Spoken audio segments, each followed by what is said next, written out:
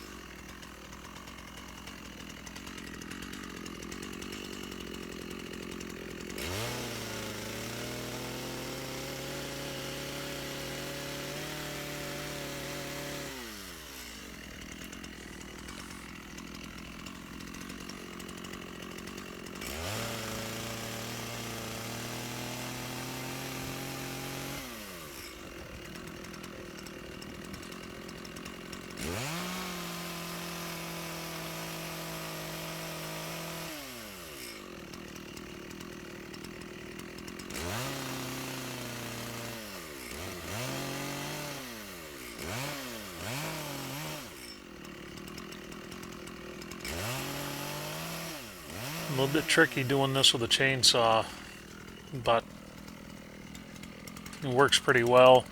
You just have to be very careful. Um, Watch where that nose is going to that bar. You don't want any kickback when you're squatted down. You will not be able to move quick enough to get out of the way.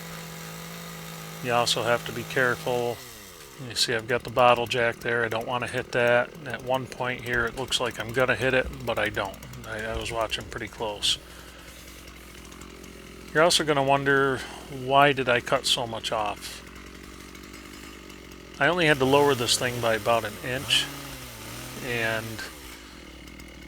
you're wondering, well, why didn't you only take an inch off? Because now you're going to have this goofy looking post in the middle of your barn, all this blocking under it. Well, unfortunately, that was a necessary evil. The screws I ran into that were about 3 inches long. As I screwed those pressure treated shoes, I screwed them into the bottom of the post so they wouldn't move when I went to stand it up. And if I cut any lower, I would have just wrecked the chain or whatever I happen to be using to cut it with. I would rather use the chainsaw over a sawzall. Very simply put, I can be a lot more accurate with it. The bar is so stiff, where the sawzall, it tends to wander all over the place. One of the first scarf joints I cut, I made the mistake of trying to use a sawzall to cut the middle 2 inches out, being lazy, not getting the handsaw out, and that thing wandered on me and I ruined the joint. I had to redo it. There's a lot of things here I could tell you guys that I learned just by screwing it up.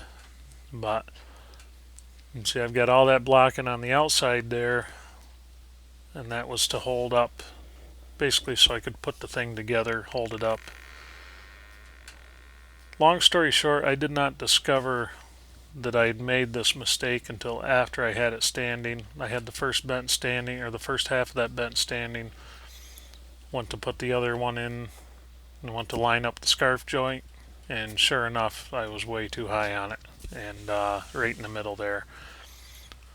So I know what I did wrong. I did not account for the pressure treated shoes when I cut that wall post. Unfortunately, my slab, I've said it before, I shouldn't keep harping on it, but for any of you new to the channel, there was only 4 of us that day to pour 38 yards of concrete. It was hot out and it was curing fast. Concrete did not come out as well as I wanted it to, but that's the nature of it. What are you going to do? It's a barn floor. It's not the Taj Mahal. It's not my house. Do I want it perfect? Yes. Am I going to get it that way? Chances are maybe not, but there's certain things you just have to learn to live with. I try to be a perfectionist a lot more than I used to, but unfortunately it just wasn't in the cards this time.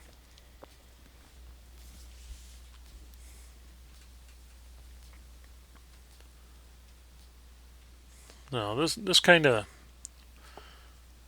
stuff, this is where it would be handy to have somebody else to work with while you're doing it.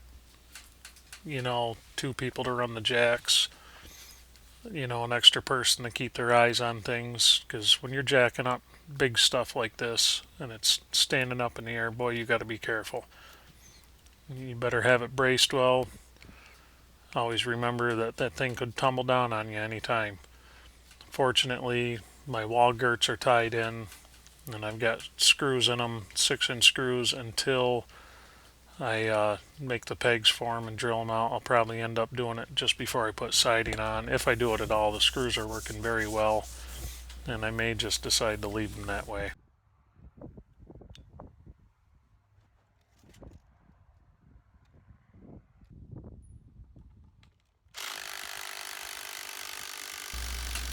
It's funny, you cut 4 inches off of it to lower it an inch, and quite a bit of blocking to go on top of that. Believe me, I was not happy with myself on this one. Oh, I was not happy. And I saw that after I did it, and I just wanted to throw up, and to be honest with you, I was absolutely dreading this job. I did not want to do it.